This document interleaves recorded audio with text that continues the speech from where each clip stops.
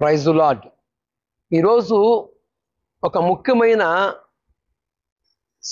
మరి కలుగుతున్న పరిస్థితులని దృష్టించి మరి ఈ యొక్క పూర్వకాలాల నుండి మరి మేము అగ్ర కులాల వారము, మేము అలాంటి వారమే, మేము ఇలాంటి వారమని కుల గెజ్జితో, కుల పిచ్చితో మానవత్వాన్ని మర్చిపోయి ఏమండి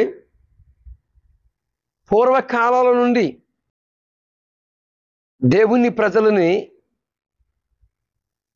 హింసిస్తూనే ఉన్నారు. ఈరోజు మరి అంబేద్కర్ జిల్లా కోనసీమ, అంబేద్కర్ కోనసీమ జిల్లా మరి గొంది గ్రామమందు 6 కుటుంబాలని మరి ఆ ఊరి గ్రామస్తులు కులములో నుండి మేము మిమ్మల్ని బహిష్కరిస్తున్నాం, ఎలివేస్తున్నాం అని మరి ప్రలోభాలు పలుకుతూ, వారు వీరికేమీ ద్రోహం చేయలేదు, వారు నమ్ముకున్న దేవుడు సృష్టికర్త అని గుర్తెరిగారు. యేసు ప్రభువు వారే మా పాపాలకి విలువయ్యాడు, విలువ గట్టాడు, మా పాపాలకి యేసు ప్రభువు వారే ప్రాణం పెట్టాడు. మేము ఆరాధించిన వారు, మేము మొక్కిన వారు మాలాంటి స్వభావం కలిగిన మనుషులే కానీ వారు మాకంటే సీనియర్ మోస్ట్ పాపులుగా ఉన్నారని ఈ కోనసీమ, అంబేద్కర్ కోనసీమ జిల్లా మరి గొంది గ్రామంలో ఉన్న వాస్తవ్యులు 6 కుటుంబం వాళ్ళు, 6 కుటుంబములో ఉన్న ఎత్తులు, ఈ 6 కుటుంబాలు గుర్తించింది ఏంటంటే మా దోషములకును, మా పాపములకును, మా శాపములకును మరి మేము మొక్కిన వారు ఎవరు కూడా వెలగట్టలేదు, మరి మా కోసం వచ్చి ప్రాణత్యాగం చేశాడు ఎవరయ్యా అంటే మమ్మల్ని సృష్టించిన సృష్టికర్త ప్రభువైన యేసు క్రీస్తు వారు అని గుర్తించి, గమనించి ఈరోజు సుమారు 20 సంవత్సరాలు నుండి వారు నమ్ముకున్న సత్యదేవుణ్ణి, వారు తెలుసుకున్న ఆ సత్యమును గత 20 సంవత్సరముల నుండి వారు విడిచిపెట్టలేదు. కానీ ఏమండి, ఇది ఈనాడే కొత్త ఏమి కాదు. క్రైస్తవులకి శ్రమలనే కొత్త కాదు, శ్రమలనేవి కొత్త కాదు, తెలియనివి కాదు. అయితే 6 కుటుంబములోని ఎలివేశారు కులములో నుంచి, కుల పెద్దలు. ఏమండి, భారత రాజ్యాంగంలో వాక్కు స్వాతంత్రం ఉంది, మత స్వేచ్ఛ ఉంది, హక్కులు ఉన్నాయి. ఈరోజు పూర్వకాలాల నుండి క్రైస్తవాన్ని అణిసివేయాలని, అంటే యేసు ప్రభువు వారిని నమ్ముకున్న వ్యక్తులని అనగదొక్కాలని ఆనాటి నుంచి ఈనాటి వరకు జరుగుతూనే ఉన్నాయి.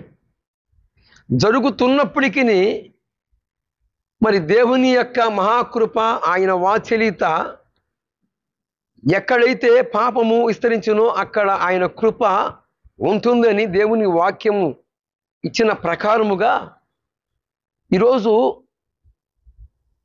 6 కుటుంబాలని మేము ఎలివేశాము, వారికి అన్న ఆహారాలు ఇవ్వట్లేదని సంతోషపడుతుండవచ్చు.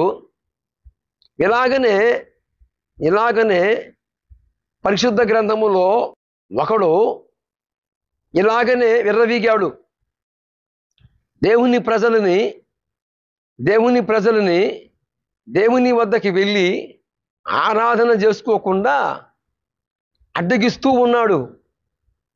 ఆ రోజు ఏం జరిగిందో ఏమో, ఆ అర్ధరాత్రి వేళ, మధ్యరాత్రి వేళ, ఆ అర్ధరాత్రి భయంకరమైన రోదన ఏంటో, ఏం జరిగిందో, ఏమైందో తెలియదు. సింహాసనము మీద కూర్చున్న రాజును మొదలుకొని రాజు కింద ఉన్న పని వాళ్ళు, మంత్రులు, మరి సైనికులు, శతాధిపతులు, ఏ కుటుంబంలో కూడా మనశ్శాంతి అనేది లేదు. ఏం జరిగింది? ఆ మధ్యరాత్రి ఏమైంది గమనిస్తే, గుర్తిస్తే రాజు దిగ్గును లేచాడు. పీడకాలం ఏమన్నా కన్నాడేమో, ఏదన్నా అతనికి తెలియబడిందేమో. తీరా చూస్తే ఆ మధ్యరాత్రి ఏదో ఘోరాతి ఘోరమైన ఘోరమే జరిగింది. ఎందుకు జరిగింది? కారణం ఏమిటి? ఏం జరిగిందో ఏమో. మొత్తానికి ఇతను దానికి ముందే అంబేద్కర్ కోనసీమ జిల్లా గొంది గ్రామంలో చర్చికి వెళ్తున్నారని 6 కుటుంబాలను కుల పెద్దలు వెలివేశారు. 3 నెలలుగా ఆ కుటుంబాల పట్ల చిన్న చూపు చూస్తున్నారు. మాట వినకుండా చర్చికి వెళ్తున్నారని వాళ్ల పట్ల కుల పెద్దలు కర్కశంగా వ్యవహరిస్తున్నారు. ఆ కుటుంబాలు చర్చికి వెళ్లకూడదని కుల పెద్దలు హెచ్చరించారు. వాళ్లకు ఏ విధమైన సహాయ సహకారాలు అందకూడదని, వాళ్లతో ఎవరూ మాట్లాడకూడదని, వాళ్లతో కలిసి పని చేయకూడదని గ్రామ కుల పెద్దలు ఆంక్షలు విధించారు. 20 సంవత్సరాల నుంచి చర్చికి వెళ్తున్నామని, అకస్మాత్తుగా మమ్మల్ని చర్చికి వెళ్లొద్దని చెప్పడం సమంజసం కాదని ఆవేదన చెందుతున్నారు. మా పట్ల ఆంక్షలు పెట్టి హింసిస్తున్నారని బాధితులు వాపోయారు. పలు రకాలుగా బెదిరింపులకు పాల్పడుతున్నారని, తీవ్ర మనోవేదనతో ఇబ్బందులు పడుతున్నామని బాధితులు చెప్పారు. పలుమార్లు పెద్దల సమక్షంలో సమస్యల్ని పరిష్కరించేందుకు ప్రయత్నించిన కుల పెద్దలు అంగీకరించట్లేదని బాధితులు ఆందోళన చెందుతున్నారు. తమ సమస్యలను పరిష్కరించాలని పోలీసులు, రెవెన్యూ అధికారులను ఆశ్రయించారు. మేమంతా ఎప్పటిలాగే కలిసిమెలిసి ఉండాలని, అందుకు సహకారం అందించాలని కోరుకుంటున్నట్లుగా తెలిపారు. మాకు కొన్ని నెలల బట్టి చర్చి విషయంలో మాకు తగవలు అవుతున్నాయండి. మా గ్రామస్తులకి మాకును మరియు చర్చి మానేసి మాకు సంఘంలో ఉండమన్నారు. ముందు ఇంతవరకు అయితే సంఘంలోనే ఉన్నాము. గత 4 నెలలుగాను సంఘం కాడికి పిలచలేదు మమ్మల్ని. మా మగవాళ్ళు సంఘం కాడికి పిలచలేదు. మేము మా పని మేము చేసుకుంటున్నాము. ఇదిగో నెలలు బట్టి ఉపాధి పని కూడా మానిపించేస్తామని, గవర్నమెంట్ ఇదేంటి ఇంటికి డ్వాక్రా మానిపించేస్తామని రకరకాలుగా మరి పెద్దలు మాట్లాడుతున్నారండి. ఆ పెద్దలు మాట్లాడినా కానీ మేము లెక్క చేయకుండా మేము పనికి వెళ్ళేవాళ్ళము. కడక రోజుని మేము చేస్తుంటే మా తోడు పని చేయమని చెప్పేసి కనవ 40 మంది తిరిగి వచ్చేసారండి.